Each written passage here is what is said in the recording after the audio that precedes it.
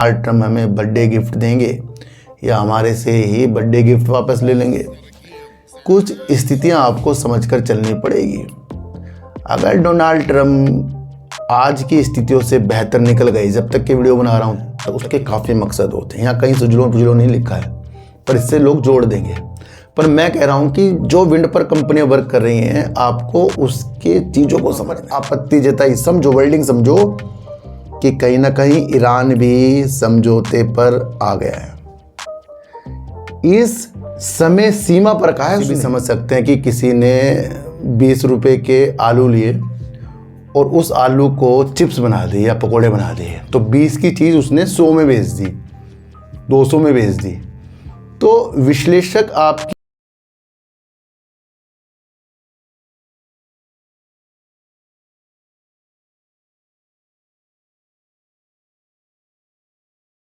नमस्कार, मैं स्वागत करता हूं आपका अपने ही चैनल पर जिसका नाम है सार्थक बाजार से।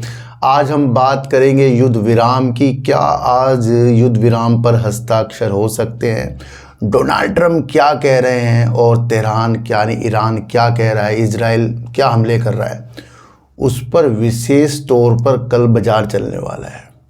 डोनाल्ड ट्रम्प का आज बर्थडे है, यानी कि जन्मदिन है। क्या डोनाल्ड ट्रम्प हमें बर्थडे गिफ्ट देंगे या हमारे से ही बर्थडे गिफ्ट वापस ले लेंगे? कुछ स्थितियां आपको समझकर चलनी पड़ेगी।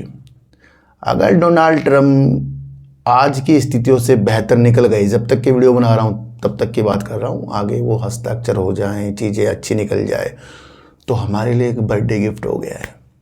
और अगर डोनाल्ड ट्रम्प किसी चीज़ से खफा हो गए, गुस्सा हो गए, तो उल्टा हमें बर्थडे गिफ्ट होने देना पड़ जाएगा। अब हमें देखना है कि क्या न्यूज़ निकल कर आई, इससे हम क्या आगे देख सकते हैं। मैं फिर भी कह रहा हूँ, हमें दोनों तरीक़ों से अपने पोर्टफोलियो पर विशेष ध्यान, फ्यूचर की स्थितियाँ और समय समय पर न्यूज़ जो होती हैं वो हमें देख कर चलना पड़ेगा। देश के अंदर नवकरणीय ऊर्जा के ऊपर बहुत बड़ी न्यूज़ आई है। अगर ये न्यूज़ आपको समझ में आए तो इससे आपको सोलर, पवन, जल विद्युत और परमाणु ऊर्जा की स्थितियां देखने को मिलेगी। और इनसे खुद जोड़िए कि इनके ऊपर कौन कौन सी कंपनी वर्क कर रही हैं। हम जैसे ही पवन ऊर्जा का नाम लेंगे तो हम जोड़ लेंगे सुजलोन को, पर पवन में तो बहुत सारी कंपनी वर्क कर रही है ना। ऐसा हमारे नवकरणीय केंद्रीय ऊर्जा मंत्री जी ने क्या हमें बता दिया, जिससे देश के अंदर नवकरणीय ऊर्जा की स्थितियाँ बेहतर है। अब उसमें कौन कौन सी कंपनियां आ रही हैं, देखो एक रिकॉर्ड होता है कि देश किस गति से आगे बढ़ रहा है। अगर देश का लक्ष्य 2030 का है, क्या उस गति में हम आगे हैं या पीछे हैं, सबसे पहले ये समझना है। तो उस पर कुछ अपडेट आए हैं विंड एनर्जी पर, उसको समझना। और वेदांता के 4 शेयर कल लिस्ट होने वाले हैं 15 जून को।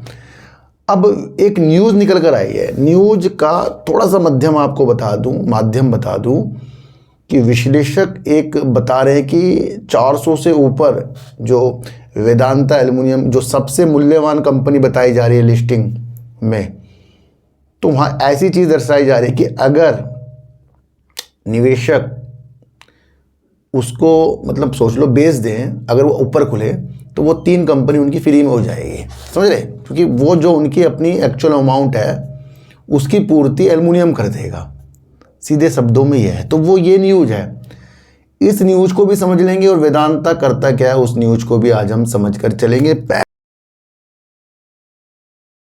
पहले लेंगे डोनाल्ड ट्रम्प क्या कर सकते हैं। ईरान युद्ध का ताज़ा अपडेट है भैया, बड़े चैनल की न्यूज़ है। करीब अभी 6 बज रहे हैं और मैं 6 बजे आपके लिए वीडियो बना रहा हूं, तो 6 बजे की न्यूज़ है।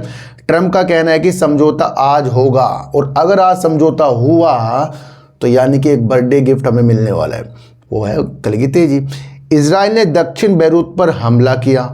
अब इजराइल, जहां डोनाल्ड ट्रम्प नरम हो रहे हैं वहां इजराइल अलग से अटैक कर देता है।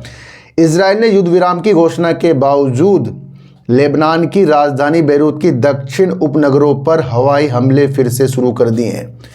डोनाल्ड ट्रम्प अब पीछे हट रहे हैं, इजराइल आगे बढ़ रहा है। क्या रणनीति है, क्या राजनीति है, हमें समझ में नहीं आ रही। पर इस चीज़ से देखें, अगर समझौते हो तो बढ़िया, और अगर इस चीज़ से जो हमले किए हैं इजराइल से जो हुए हैं, ईरान इसमें टेंशन ले ले तो फिर ये आप खुद समझ सकते हैं। अमेरिका डोनाल्ड ट्रंप का कहना है कि ईरान के खिलाफ युद्ध रोकने के लिए समझौता रविवार तक हो सकता है, यानी आज हो सकता है। तेहरान ने इस समय सीमा पर आपत्ति जताई।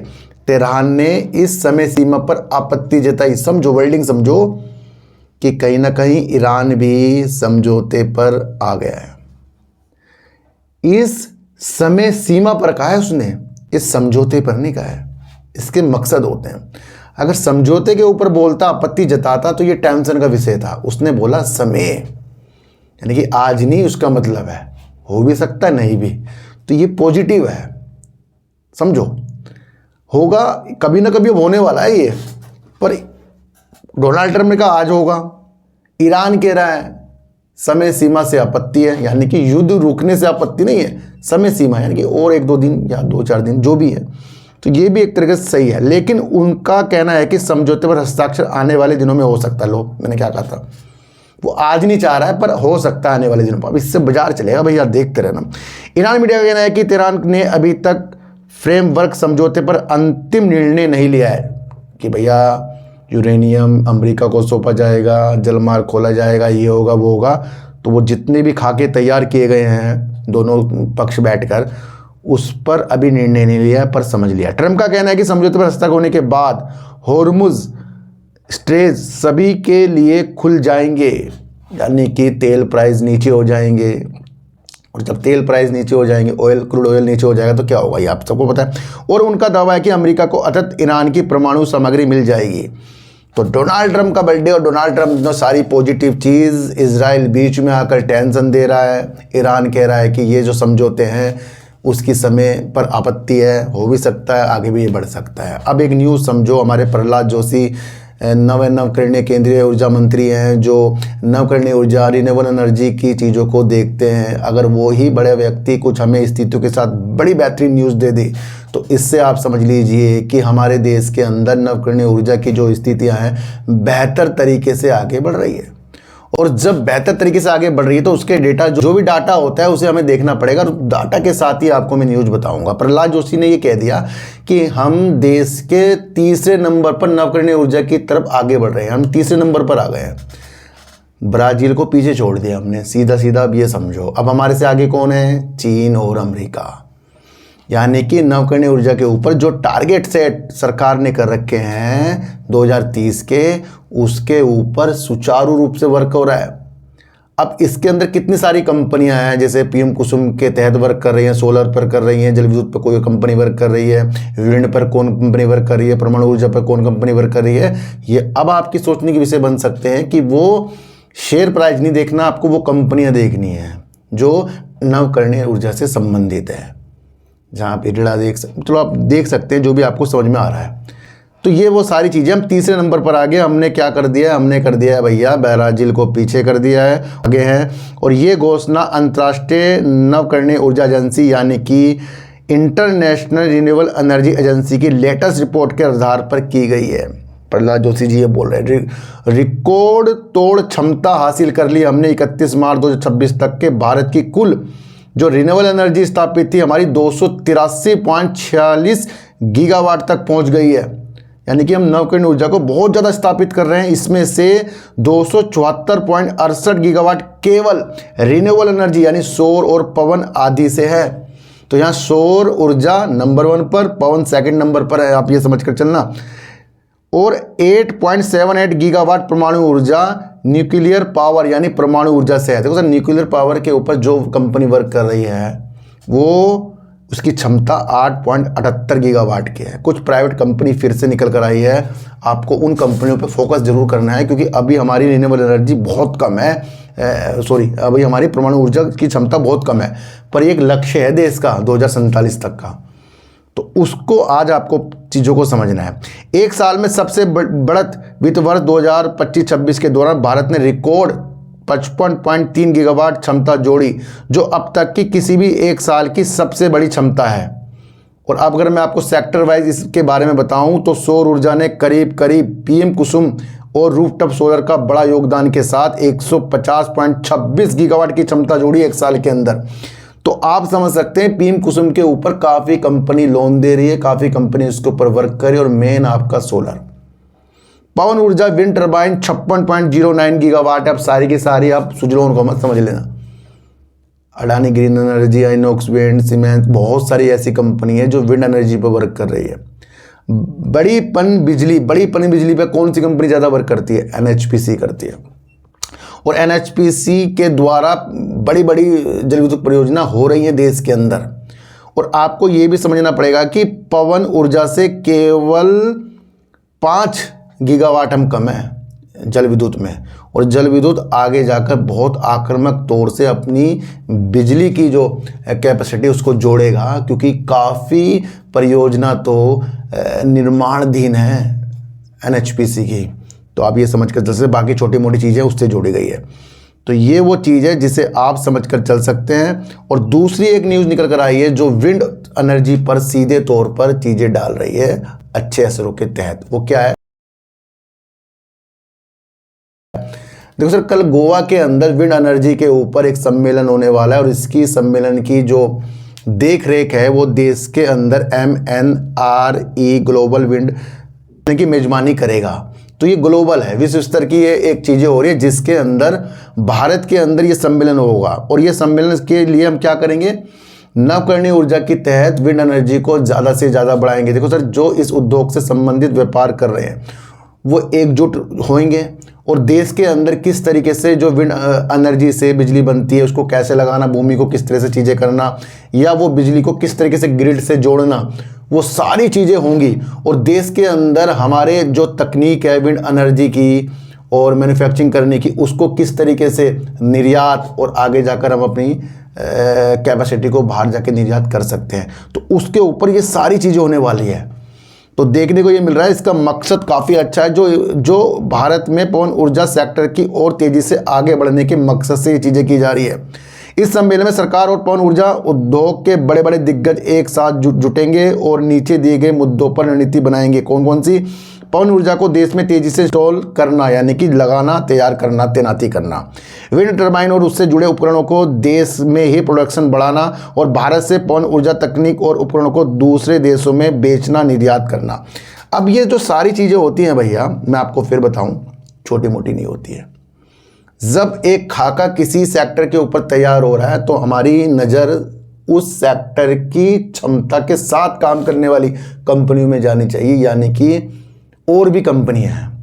अब आपको इस न्यूज़ से लोग फोकस डालेंगे सुजलोन पर।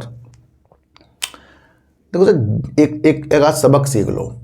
न्यूज़ जब आती है तो उसके काफ़ी मकसद होते हैं। यहाँ कहीं सुजलोन नहीं लिखा है, पर इससे लोग जोड़ देंगे। पर मैं कह रहा हूँ कि जो विंड पर कंपनियां वर्क कर रही हैं, आपको उसके चीज़ों को समझना है। पर लोग घुमाएंगे सुजलोन पर। मैं सुजलोन पर नहीं घुमा रहा हूँ, मैं विंड की एक शक्ति बता रहा हूँ। ये सम्मेलन गोवा में हो रहा है, ये एक फ्यूचर दिखा रहा है, और इधर नवकरणीय ऊर्जा के ऊपर हम तीसरे नंबर पर वैसे ही आ गए। तो कुछ न्यूज़ हमें समझाती है, कुछ न्यूज़ हमें करने को मजबूर करती है, और कुछ न्यूज़ को समझकर हम अपनी एनालाइज को और बढ़ाते हैं। वो मकसद की स्थिति आपको देखकर चलनी पड़ेगी। ये न्यूज़ कोई छोटी नहीं है, दोनों इस मकसद को समझो कि जिस पे वर्क हो रहा है, जिस पे हमारा सेक्टर चल रहा है, वो आगे बढ़ रहा है, कम हो रहा है, ये आपको समझकर चलना पड़ेगा। तो ये एक बहुत अच्छी न्यूज़ है जिसे आपको समझाना बहुत ज़रूरी था। अब हम बात करेंगे वेदांता वैसी नज़रों में आपको सबको पता है। तो देखो, वेदांता तो लिस्ट हुआ है, उसका 309 रुपये करीब का शेयर है, और उसकी अब 4 कंपनी और लिस्ट होने वाली है, जिसके अंदर एल्युमिनियम तो पहले ही अनिल अग्रवाल जी ने कहा था कि दुनिया की सबसे बड़ी कंपनी बनने के लिए तैयार हो रही है। और देश के अंदर अगर हम देखें तो 50% से अधिक का एल्युमिनियम के ऊपर उत्पादन करने वाली ये कंपनी है। तो वर्ल्ड में अगर हम देखें तो चीन के बाद दूसरे मैन्युफैक्चरिंग करने वाली ये कंपनी भी होती हैं। तो ये एल्युमिनियम वाली कंपनी छोटी कंपनी नहीं है, सबसे पहले तो आप ये समझ लो। वेदांता एल्युमिनियम लिस्टिंग समूह के इस सबसे महत्वपूर्ण उद्यम के बारे में आपको जो कुछ जानना चाहिए, इस तरीके से एक न्यूज़ है।